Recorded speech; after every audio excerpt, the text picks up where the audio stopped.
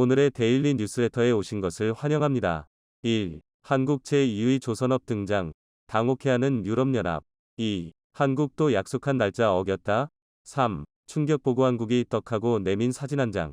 한번 진실을 알아봅시다. 폴란드 정부에서 발표된 국가 공지사항으로 인해 한국의 공장 근무자들이 비명을 지르고 있다고 합니다. 실제로 국내 한 군수업체의 공장에서 근무하는 누리꾼은 이를 확인하기 위해 인증샷을 남겼습니다. 그는 아빠가 늦게 들어갈 것이니 먼저 자라 는 메시지와 함께 매우 바쁜 상황임을 압시하고 있습니다. 일부에서는 풀가동으로 공장을 운영한다고 한들 실제로 가능할지 의문을 제기하는 긍정적인 반응도 들리고 있습니다. 폴란드와 한국 사이에는 다양한 이야기가 이전부터 오고 갔었는데 이번에는 이렇게 공식적인 공지사항이 나온 것은 처음이라 주목되고 있습니다.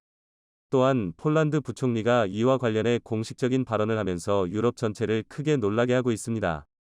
이로써 폴란드 부총리는 유럽에서 아직까지 인지하지 못한 사안까지 한국에 대해 발표한 것으로 보입니다. 폴란드 정부는 이제까지 한국에 대해 다른 국가보다 더 많은 방문단을 파견한 상황입니다. 군 관계자들은 폴란드 정부의 이 정도까지 적극적인 태도는 이전에 볼 수 없었다고 언급하며 그럼에도 실제로 이 정도의 계약이 나올 줄은 예상하지 못했다고 말하고 있습니다. 관계자들은 폴란드 정부의 공식 발표를 통해 기존에 숨겨진 이야기들도 공개되고 있다고 밝혔습니다. 폴란드에서는 이 문제에 대해 매우 진지하게 다루고 있으며 한국에서는 예상치 못한 큰 금액도 제시되었다고 전해지고 있습니다. 현재 폴란드가 한국의 K방산 패키지를 쇼핑한 내역과 유럽에서 크게 놀랍 이유가 무엇이며 특히 국방부 장관결 부총리가 콕 집어서 유럽에서 미처 인지하지 못한 한국에 대한 중요 포인트가 궁금한데요. 우선 폴란드 정부가 한국에 엄청난 량의 방산 제품을 수입 승인한 것이 공식화된 모양새입니다. 카친스키 부총리는 인터뷰를 통해서 한국군과 장비 계약을 승인한다 라고 밝혔는데요. 대략적인 내용을 우선 살펴보자면 K2 전차는 우선 180대의 주문을 확정한 상황이고 두 번째 단계는 KEPL, 즉 폴란드에서 기술 이전 등을 받아의 800대의 전차를 생산하는 것입니다. 종합 폴란드에 1000대의 K2 전차가 수출되는 것인데 이것은 한국 역사상 단일 최대 수출 물량이기도 하며 아마 유럽에서 이런 물량을 뽑아내는 계약을 맺은 국가는 폴란드와 한국이 유일할 걸로 보입니다. 또한 K9 자주포 역시 1단계에서는 48대를 우선적으로 수입하는 것이고 2단계로 600여 대의 자주포가 순차적으로 인도되고 폴란드에서 생산될 예정입니다. 앞서 K2와 마찬가지로 K9에서 왜 1단계 수입을 추진하냐면 현재 한국에 물량이 없기 때문입니다. 따라서 한국에서 초도 생산된 물량 중에 일부를 먼저 폴란드에서 가져가겠다는 뜻이죠. 또한 FA50의 경우에는 기존에 예상된 대로 48대가 2023년 중반 폴란드에 인도된다고 공지했습니다. 폴란드 공군은 FA50 2경량의 다목적 훈련 및 전투장비로 폴란드 군의 요구사항에 맞춰지며 블록 20 표준으로서 한국에서 초도 분량 12대를 포함해 총 48대 2조 원이 넘어가는 규모입니다. 이렇게 되면 대략 적인 추산 분량만 24조 원대 분량인데 계약 과정에 놀라운 뒷얘기도 있는데요. 한 관계자에 따르면 폴란드가 KAI에 다소 높은 금액을 제시해 관계자들이 크게 놀랐다고 합니다. 보통 금액을 대부분 후려치려 하거나 시간을 질질 끌면서 무기를 구매하지 않는 것이 대부분입니다. 혹은 인도네시아와 같이 심지어 확정된 사안에 대해서도 아예 배짱으로 대급을 지불하지 않고 시간을 끌면서 확정되어 사인까지 한 대금을 추가적으로 깎거나 아니면 현물 대제를 하겠다고 버티는 것입니다. 인리와는 상당히 다르긴 하나 이집트와도 역시 K9 자주포를 2조 원 규모로 재결하는 과정에서 무려 10년이라는 기간이 걸리면서 최근에야 그 거래를 마무리하는 모습을 보였습니다. 하지만 폴란드는 역시 상황인 만큼 돈은 문제가 되지 않는다는 입장을 보이것으로 유럽에서 평화의 시대가 끝날 수도 있다는 긴박감 가운데 계약을 진행한 상황인 것입니다. 하지만 전문가들을 비롯해 누리꾼들은 이러한 한국의 빅딜이 말이 안 된다는 의견을 냈습니다. SNS상에서는 폴란드가 주문한다고 하는 분량은 심지어 러시아를 이길 수 있는 물량이다. 그 1000대의 K2와 600여 대의 K9이라면 당장 모스크바까지 밀고 올라갈 수 있을 정도라며 이러한 뉴스가 나오는 것은 동유럽 알 수 없는 매체의 소위 찌라시라는 이야기가 나온 것입니다. 말도 안 되는 허위이며 이러한 물량을 주문하는 폴란드도 받아주는 한국도 불가능하다는 것입니다. 사실 한국에서도 처음에는 10조 원대 그 다음엔 19조 원, 급기야 24조 원까지 분량이 늘어나자 말이 안 되는 불랑이자 액수라면서 저것의 반만 성사가 되어도 기적이라는 말도 나왔습니다. 보통 24조 원가량의 단일 계약이 맺어지면 매우 큰 딜이 성사되었다고 보도가 나가고 있는데 거의 그러한 빅딜의 5터부터 10배 이상의 규모가 그것도 답 한 번에 이뤄진다는 게 말이 안 된다는 것이죠. 하지만 폴란드는 특히 한국에 대해서 그만큼 돈을 지불해도 당연하다고 믿는 눈치였는데요. 이러한 이유에 대해 군 관계자는 폴란드 국방부가 미국과 독일을 경험하며 현실을 깨달았다 말합니다. 즉, 전쟁이 일어나기 전에는 당연히 군수불자는 원하면 구매가 가능한 것이 주요 프로세스였고, 다소 연장이 되더라도 별로 국가의 안보에는 지장도 없으며 기다리자는 입장이었다는 것입니다. 하지만 폴란드는 미국과 당장 도입되기로 한 패트리어트 지대공 방어제계도 거의 들어오지 않는 국면입니다. 미국에서도 러시아 사태가 갑자기 변수로 나오기도 했고 우크라이나를 비롯해 무기 공급이 타이트하다지만 미국은 우크라 사태 이전부터 무기 공급을 지연시켜 폴란드를 적지 않게 실망시킨 것으로 보입니다. 독일의 경우에는 레오파드 전차 협상이 중단되면서 폴란드 대통령까지 분노에 맞지 않았는데요. 폴란드 안제이 두다 대통령은 독일인의 약속 불이행은 폴란드인에게 큰 실망을 안긴다 라고 했는데 일각에서는 독일 입장에서도 폴란드의 전차를 무턱대고 공급을 할 수 없다는 의견도 등장했습니다. 세계대전 이후 독일의 군사업은 상당히 축소되었으며 자국 물량 생산하기에도 벅차다는 것입니다. 올라프 을츠 독일 총리는 앞으로 독일의 국방비를 GDP 2%로 증강해 세계 3위 규모로 늘리기로 했지만 기존의 많은 라인이 축소되었기 때문에 폴란드가 요구하는 분량은 절대 못 맞춘다는 것입니다. 그런데 폴란드 부총리는 또 다른 한국 관련한 발언을 하면서 유럽을 진장시킨 모습인데요. 그는 한국 무기에 관해서 가성비 성능이 매우 뛰어나다고 극찬을 더함과 동시에 한국에서 오는 군수품의 배송이 가장 적절하다며 유럽 국가들의 전국을 찌른 말을 한 것인데요. 폴란드는 한국의 각종 기업과 비공식적 협상까지 수십 차례의 면담 동안 특징을 발견했는데 한국 방산업체들은 거의 모두 폴란드가 요구한 납기를 준수한다는 결론을 내린 걸로 보입니다. 따라서 폴란드의 이러한 발언 가운데 다른 유럽 국가들도 서두르는 게 좋다는 의견이 나오고 있습니다. 특히 이번 판버러 에어쇼 이후에 한국의 FA50은 급물살을 타고 있는 국면이 나왔습니다. 실제 판버러 에어쇼의 KF-21이 공개되면서 한국의 공군 기술력이 매우 우수한 것이 입증이 되자 기존에 장시간 미국과 한국을 놓고 고민하던 콜롬비아는 20대의 FA50으로 기울었습니다.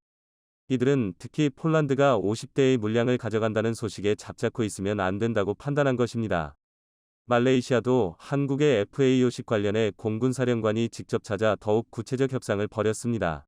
말레이시아 역시 뜸을 들이고 있었지만 현 시점엔 지금 사는 게 가장 저렴하다는 판단도 더한 것인데 한국산 제품에 대한 수요가 높아지면 가격도 오르고 원자재 값도 오르니 결국 더 비싸진다는 것입니다. 따라서 한국 측의 파미 등으로 대신 결제할 수 있는 방안 등 구체적인 대금 지불 협상도 진행한 것으로 보입니다.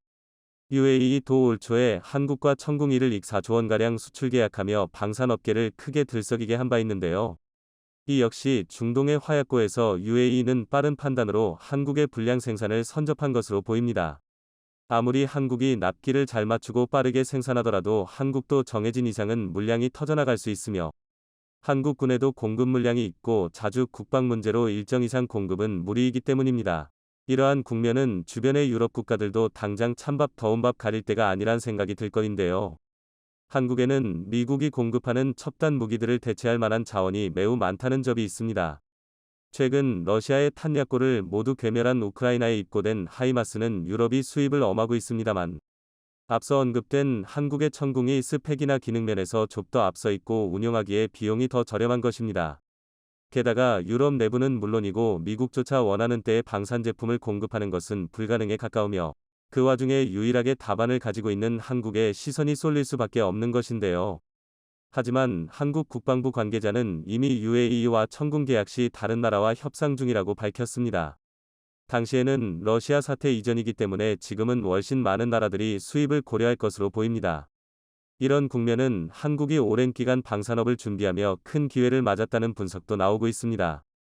인도네시아와 같이 한국과 먼저 계약했음에도 제껴두고 프랑스나 미국의 접투기를 뒤늦게 도입하는 등 기존의 선진국이나 강대국에 밀려 서름을 겪는 당혹스러운 일들이 여기저기 많았는데요.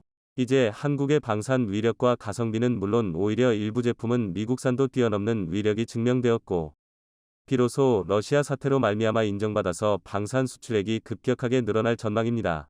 실제 방산 상위 10대 수출국 중에 한국의 수출액 증가세는 150%가 넘어 1위를 달리고 있습니다. 그러다 보니 실제로 앞으로 각종 방산 공장들은 풀가동으로 바쁠 게 거의 확실하다는 것입니다. 한편 일각에서는 과연 한국이 이 분량을 소화해낼지도 의문을 나타내는데요.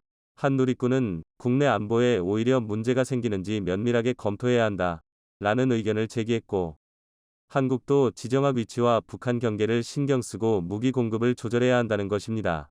하지만 다방면에서 한국이 이렇게 넘치는 분량으로 방산 시장에서 고민하는 것 자체가 격세지감으로 이제 조선업과 같이 물량이 넘치는 기회를 잡은 만큼 더욱더 기술 개발 등 역량을 집중해야 한다는 의견입니다.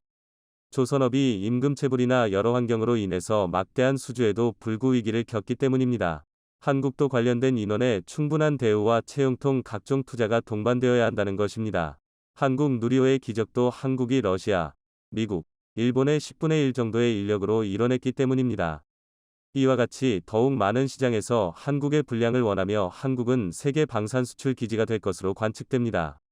그 가운데 큰 아픔이 있는 폴란드는 이 모든 사안을 판단해서 빠르게 딜을 재결한 것으로 보이며, 사실상 빅딜 같지만 치밀하게 계산된 움직임이며 한국산 무기를 선접했다는 의견이 나오고 있습니다. K방산이 또 한 번 신기록을 경신해냈다는 소식이 들려왔습니다. 지난해 12월 폴란드와 무기 수출 계약을 맺은 지 4개월 만에 K2 전차와 K9 자주포 1차 물량을 전달하더니 이번엔 그보다 한 달 더 빠른 3개월 만에 K2 전차 2차 물량을 전달했다고 하는데요. 지난 23일 현대로템에서 폴란드 그드니아 항에 K2 전차 5대가 기존 납기 예정일인 6월보다 3개월 앞서 도착했다고 밝히며 K2 전차가 그드니아 항에서 하역되는 영상을 공개했었는데요. 약 2달 전에 25,000톤급 선박에 실려 마산항에서 출발하여 현지 시간 22일 폴란드 항구에 도착했었다고 합니다.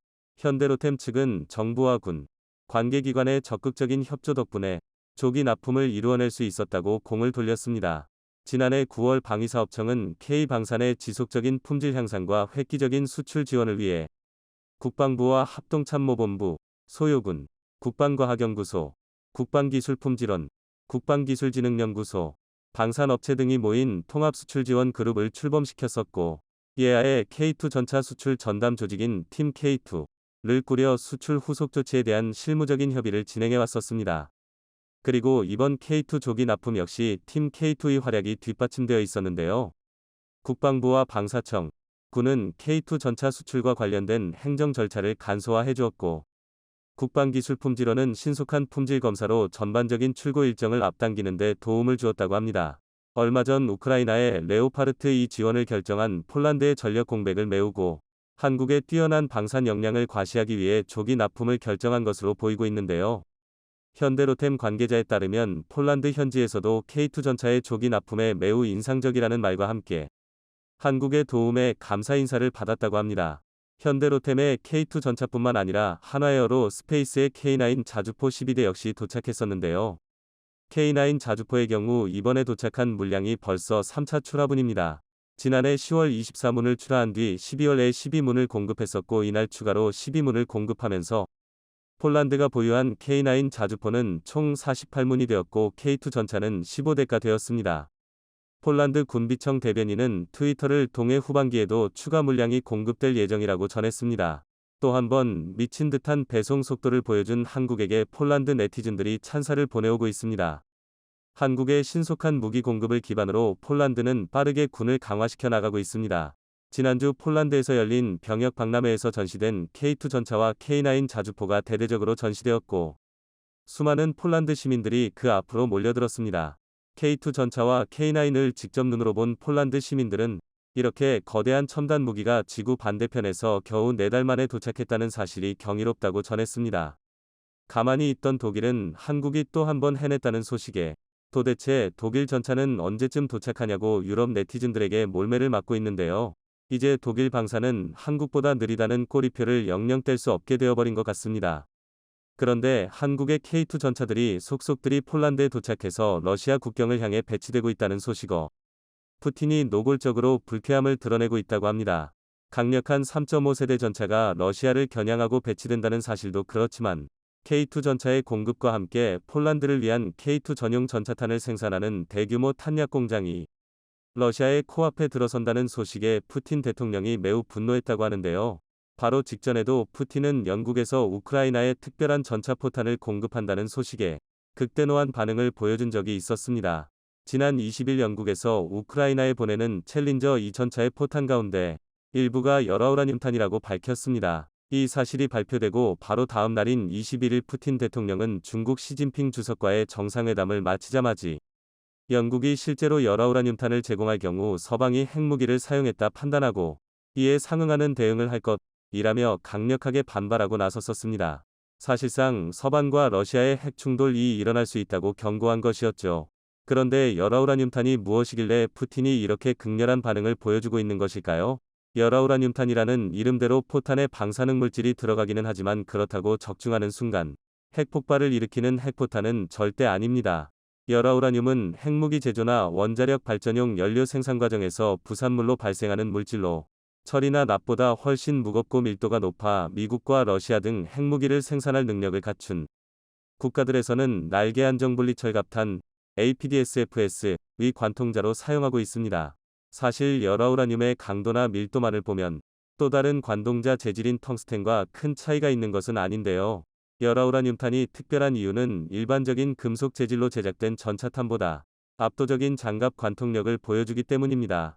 열화우라늄탄이 압도적인 관동력을 가질 수 있는 이유는 열화우라늄 탄이 날아가면서 발생하는 특유의 자기첨예화 현상 때문인데요. 일반적인 금속 전차탄의 경우 포탄이 장갑판에 충돌하게 되는 순간 발생하는 높은 열로 인해 포탄의 끝부분이 연해지면서 뭉툭하게 뭉개지기 때문에 관통력이 떨어지게 됩니다. 이는 가장 단단한 텅스텐탄에서도 발생하는 문제이죠. 하지만 열화우라늄은 열전도도가 낮기 때문에 첨단부의 일부만이 녹아내리면서 벗겨져 나가 뾰족한 형상이 장갑을 뚫는 순간까지 유지되어 관통력 손실이 발생하지 않게 됩니다. 이러한 특징 때문에 열화우라늄탄은 전차 대 전차전의 결전병기로 여겨지고 있는데요. 안 그래도 만만치 않은 우크라이나가 열화우라늄탄까지 보유하게 된다면 러시아 기갑부대의 끝장나 버리게 분명하기에 푸틴이 핵무기라고까지 말하며 강력하게 반발했었던 것입니다. 푸틴이 한국 전차들이 폴란드에 배치된다는 소식에 진저리를 치는 이유 중 하나도 바로 이 열화우라늄탄 때문인데요. 당연히 강력한 화력을 사랑하는 민족인 대한민국에서도 이미 80년대에 열화우라늄탄 연구를 진행했었고 열화우라늄탄용 금속우라늄 합금을 개발하여 시제품까지 제작하는 데 성공했었습니다. 하지만 원자력의 군사적 사용을 금지하는 한미 원자력 협정에 걸려 결국 우라늄 합금으로 제작된 관동자 시제품은 전량 폐기되었고 연구는 급하게 종결되어야 했었습니다. 하지만 못하게 한다고 해서 네 알겠습니다 하고 포기할 한국인들이 아니었죠. 열화우라늄을 못쓰게 한다면 텅스텐으로 열화우라늄과 같은 효과를 내면 되지 않겠냐는 발상으로 텅스텐 중합금 관동자를 연구하기 시작했었는데요. 국내 유일의 종합탄약 생산기업 풍사는 최신 다단열 처리 기술 및 미세조직 제어 기술을 통해 텅스텐 관동자가 마치 열화우라늄탄처럼 자기첨예화가 일어나도록 만드는 데 성공하였습니다. 이 자기첨예화 기술이 적용된 K2 날개 안정 분리 철갑탄은 열화우라늄 수준의 관동력을 자랑하게 되었는데요. 그동안 날개 안정 분리 철갑탄 기술은 독일과 한국이 대등한 수준이라고 여겨져 왔었지만 이 결과물로 인해 텅스텐 관동자 기술만큼은 한국이 최고라고 인정받게 되었습니다. 이렇게 탄생한 자기첨예화 기술이 적용된 국산 120mm 날탄인 K276은 최소 600mm가 넘는 관통력을 가지게 되면서 K1A 전차의 화력을 극대화시킬 수 있었습니다. 그리고 자기첨예화 기술뿐만 아니라 복합재 이탈피와 SCDB 장약 기술이 적용되어 발전된 형태의 포탄이 바로 K2 전용 포탄으로 제작된 K79인데요. 이탈피, 사보트, 란 날개 안정 분리 철갑탄의 핵심 부품으로 관통자를 감싸고 있는 껍질을 말합니다. 이탈피는 장약의 추진력을 온전히 받으면서 포구를 이탈한 순간 관동자에서 빠르게 벗겨지며 추진 에너지를 관통자에 전달하는 역할을 하는데요. 이탈피가 가벼우면 가벼울수록 관통자의 추진 에너지가 고스란히 전달되어 관동력을 증대시킬 수 있기에 초경량 고강도 복합재 이탈피를 개발하기 위한 연구가 진행되어 왔었고 결실을 맺어 K279 포탄에 적용될 수 있었습니다. 또한 SCDB 장약은 온도 둔감화 물질을 표면에 도포하여 대기 온도의 영향을 덜 받아 저온에서도 포탄의 속도가 떨어지지 않으며 포신의 무리를 덜어주어 연사 속도를 늘리는 게 가능합니다.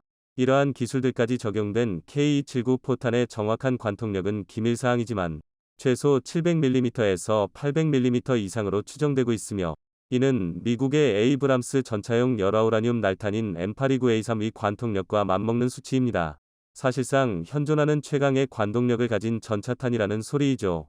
이 강력한 화력 덕분에 러시아의 5세대 전차 아르마타를 확실하게 잡을 수 있는 3대 전차 중에 K2 전차가 꼽히기도 했었습니다. K2 전차의 전용탄은 이뿐만이 아닌데요. K2 전차 전용으로 개발된 다목적 고포탄 HEATMP K80은 다목적 신관을 장착하여 폭발할 타이밍을 설정할 수 있으며 보병과 장갑차를 상대로 매우 효과적인 포탄인데요. 무엇보다도 고각 발사를 통해 전차의 천적이라 불리는 공격 헬기를 잡는 것도 가능합니다. K2 전차가 대공사격 모드에 들어가면 조준경을 통해 거리 정보가 신관에 입력되고 발사된 포탄이 공격 헬기에 인접하게 된 순간 근접 신관이 작동. 탄체 전체가 동시에 폭발하며 사방으로 파편을 날려보냅니다. 이 무시무시한 K2 전차용 전차탄들은 폴란드의 요청으로 폴란드 현지에 세워지는 포탄 생산 공장에서 생산될 예정으로 현재 풍산 측과 탄약 공장 건설을 위한 협상을 진행하고 있는 상황입니다. 폴란드에서는 이 공장에서 연간 10만 발이 K2 전차탄을 생산할 수 있는 능력을 갖출 것을 요구했다고 하는데요. 우크라이나로 향하는 전차 포탄 중 일부만 열화우라늄탄이 포함되어 있다는 소리에도 펄쩍 뛰었던 러시아가 이를 능가하는 관통력을 가진 한국의 텅스텐 날탄 10만 발이 폴란드에서 직접 생산될 예정이라고 하니 기겁하지 않을 수가 없는 소식이었죠. 러시아가 얼마나 궁지에 몰렸는지는 이번 중국과의 정상회담을 보면 알 수 있는데요. 그동안 정상회담에서 지각을 일삼으며 오만한 태도를 보여주었던 푸틴이지만 이번 시진핑 주석을 맞이할 때는 마치 황제를 맞이하는 듯한 의전을 보여주었는데요. 게다가 중국의 무기 지원을 얻어내기 위해 마치 보스를 대하듯이 공손한 자세로 회담에 임했었다고 합니다. 러시아의 몰락이 얼마 남지 않은 지금이 한국 방산의 영향력을 확대하기 가장 좋은 시기라고 생각하는데요. 폴란드에서 한국이 이루어내고 있는 일들을 보니 믿고 기다리기만 하면 될 것 같습니다.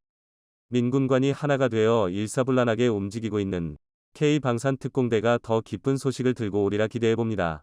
이미 12년 전 개발이 완료된 한국형 능동 방어체계 KAPS, 이보다 발전한 3세대 APS 기술 국내 개발 완료. 모난돌이 정맞는다는 속담이 있습니다.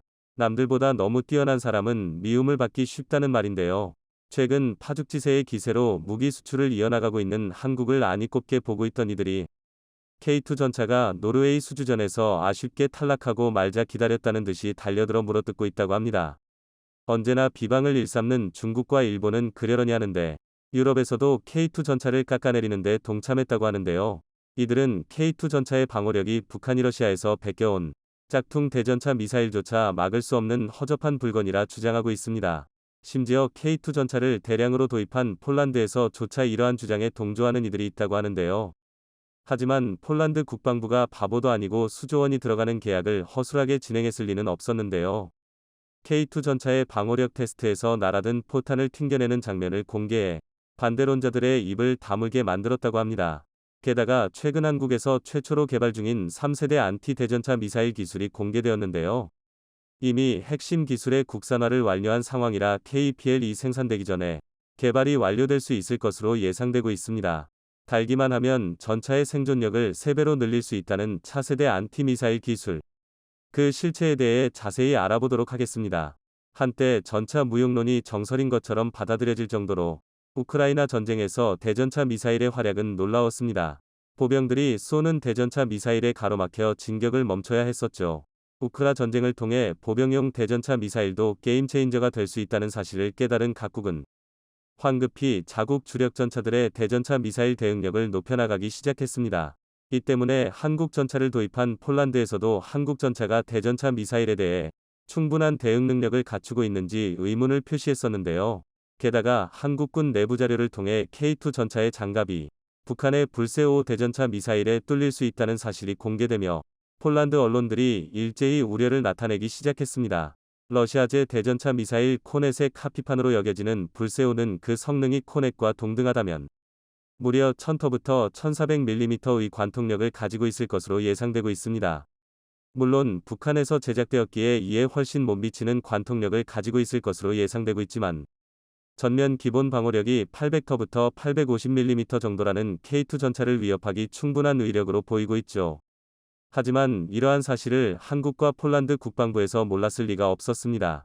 이미 무기 수출 계약 단계에서부터 폴란드에서 생산되는 KPL은 장갑을 대폭 강화하고 대전차 미사일에 대응하기 위해 이스라엘제 트로피 능동방어 시스템 APS를 장착하기로 계획되어 있었습니다. 또한 K2 전차의 전면 방어력은 한국에서 직접 K2의 전면에 120mm K276 날개 안정 분리철갑탄을 발사하여 끄떡도 없다는 사실을 증명해냈었고, 측면 장갑이 비교적 얇아 동급 세대의 주력 전차들에 비해 뒤떨어진다는 주장은 국방부에서도 인정하고 장갑을 추가하겠다고 밝혔었습니다. 게다가 측면 장갑의 방어력이 뒤떨어진다는 것도 에이브람스 M1과 같은 60T급 전차에 비해 떨어진다는 것이지 3.5 세대 전차 수준의 방어력은 충분히 갖추고 있습니다. 또한 한국군에서 운용하는 K2 전차 역시 국내에서 개발한 능동방어 시스템 KAPS를 개량 장착하여 전차의 생존 능력을 3배까지 늘릴 계획인데요. 국내 방산기업 하나시스템에서 이미 2011년도에 트로피 시스템과 맞먹는 성능의 APS를 개발하는 데 성공했었지만 작동 시 주변에 파편을 흩뿌리는 하드킬 APS의 구조상 전차 주변에 위치한 보병들이 피해를 입을 수 있고 국군이 보유한 수천 대의 전차에 전부 장착하기에는 비용이 너무 높아 당장 채택되지는 않았었습니다. 당시엔 조악한 북한의 대전차 미사일을 상대하는 데 과하다는 의견도 있었죠. 그러나 우크라 전쟁으로 대전차 미사일에 대한 경각심이 높아지고 북한에서 고성능 대전차 미사일을 가지고 있다 발표하면서 KAPS의 성능을 개량하여 K2 전차에 장착하기로 결정되었는데요. 또한 여기에서 한 차원 더 발전된 3세대 APS를 국내에서 개발하여 전차의 방어력을 높이겠다는 계획이 발표되었습니다. 지난 3일 하나시스템이 국방기술진흥연구소와 손을 잡고 360억 규모의 차세대 보병전 투차량 다중위협체 대응 지능형 능동방어 기술과제 계약을 체결했다고 발표했습니다.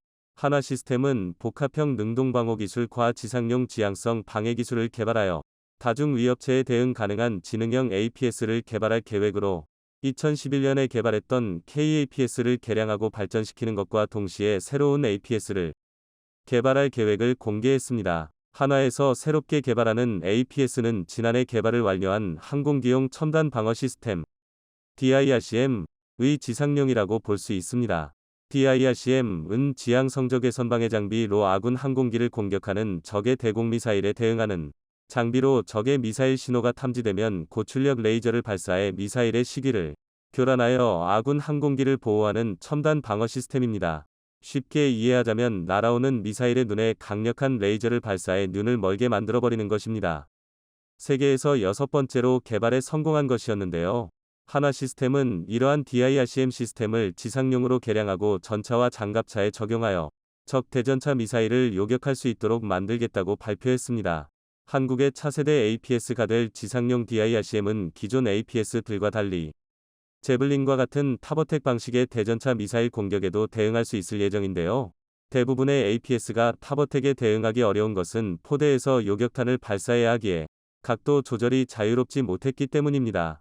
하지만 하나시스템의 APS는 본래 360도의 아래 전방위의 미사일을 요격해야 했던 DIRCM에 기반하였기에 전방위에 대한 대전차 미사일 대응 능력을 갖추어 타버텍 미사일의 완벽한 천적이 될 수 있을 것으로 기대받고 있습니다.